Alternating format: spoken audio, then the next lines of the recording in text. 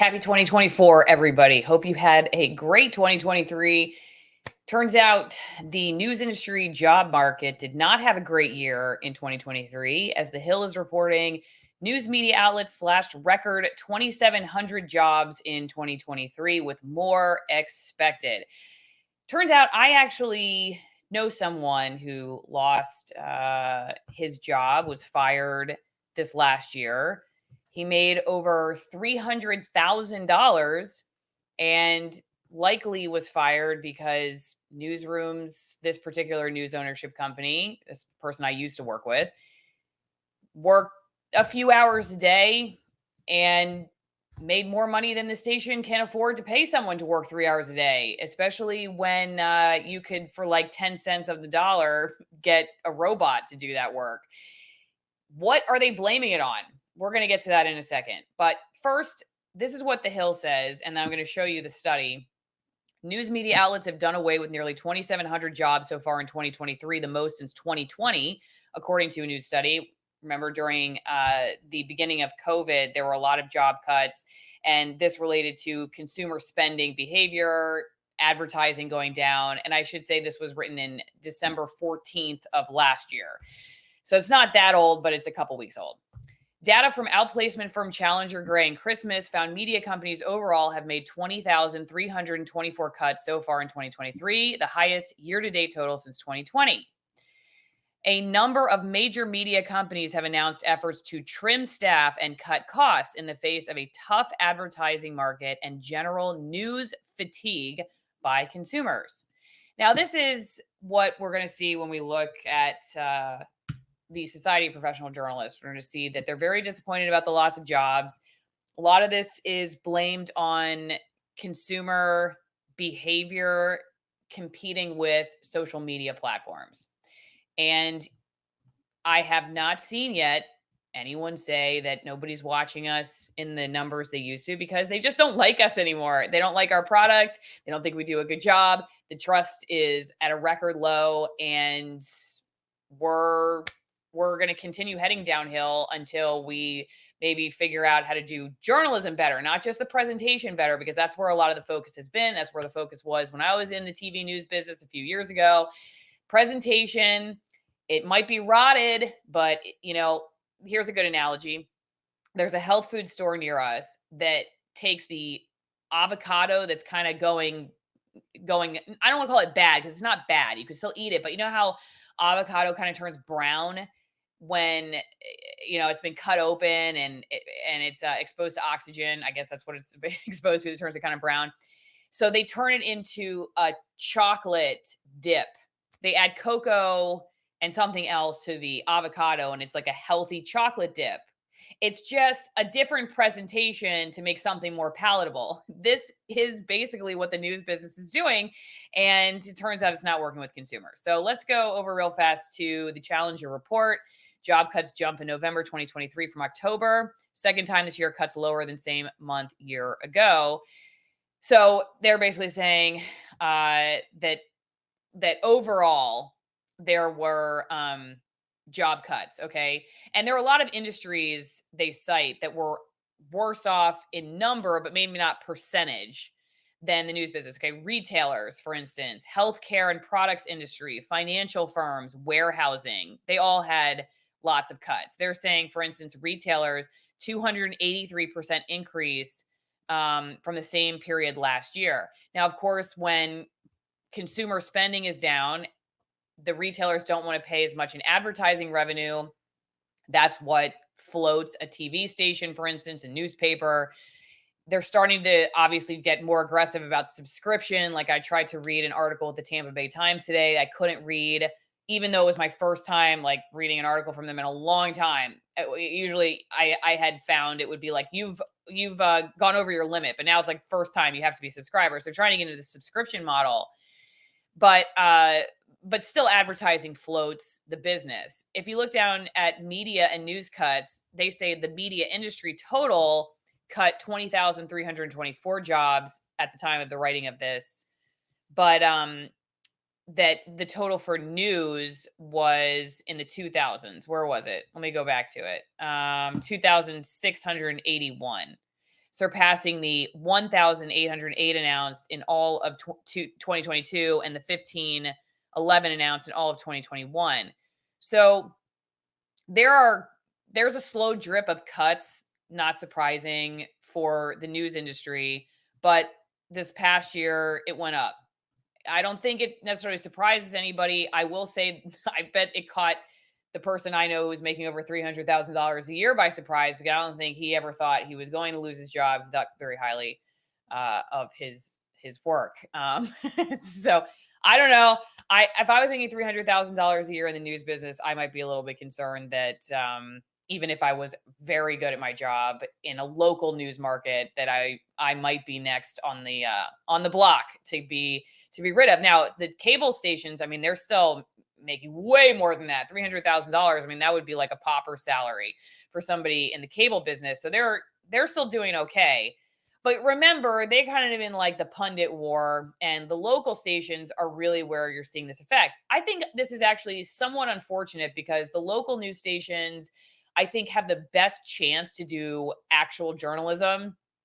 They're the places where when the staff is given the opportunity and I think encouraged and or disciplined when they don't do journalism, I think the local news market has the greatest opportunity of all of the news markets to do actual journalism. And we often overlook that. Same way, we may overlook our city councils and we just pay attention to the presidential elections. Speaking of all the Florida politicians resigning right now because of the financial disclosure law that is now going into effect, which I probably will try to do tomorrow. But long story short, I guess we're not surprised. If you're watching this, you're probably not surprised because you're watching me on, an alternative media site. And I was happy to have gotten out of the business for other reasons. I don't think I would be concerned that my job would have been chopped at this point, considering I didn't make anywhere near what I would consider an expensive salary. And I worked really hard. I did the job of like 3 people. I was a videographer. I shot all my own video. I edited my stories and I presented them on television. So I did a lot of that on my own. Before I tell you, however, what the Society of Professional Journalists has to say mourning this news, don't forget, well, maybe you're a journalist, you lost your job, and you're thinking, I really could use a glass of wine right now, but I really can't stand Allison because she doesn't say very nice things about the industry that I love so much. But you know what? Maybe you don't like the industry that you just lost your job from. So it is time to join the team over at AllisonWinePromo.com and have some amazing wine, at least feel good about the wine you're drinking, even if you have a bitter taste in your mouth about your career. AllisonWinePromo.com, 50% off my favorite Malbecs, 50% off shipping. These are all extremist altitude Malbecs from Argentina. Fewer pesticides used in these areas, very high altitude. So the grapes are working harder, remote regions, less pollution. There's less water also. So they are also stressed out, these little grapes working so hard for your taste buds. So it affects the flavor, natural fermentation, zero filtration wines, local vineyards from family farms that go over like 200 years old. So they're very unique wines, and they're a great way to support my work. You can also go to twinenginecoffee.com/Allison and get yourself some coffee. It's USDA certified organic, light roast, dark roast. And we also have a couture tea. They also have little like artisan goods too, leather works and stuff like that. There's coffee tasting sets, which are great. We're past the stocking stuffer season, so you now get 14% off of those, but you can figure out which ones you like. You can get a whole little pack, a bunch of them for like $3 or less. $3. And then decide which twinenginecoffee.com/Allison you like the best. Finally, if you need some vitamin D, you're in winter somewhere. We're having gorgeous weather here in Florida right now, but maybe you're not. So you should go to greenpasture.org, use promo code Allison10 at checkout, or check out the affiliate links in the description, in the pinned comments, and you could just use that link. You don't have to use the promo code, but the promo code is Allison10.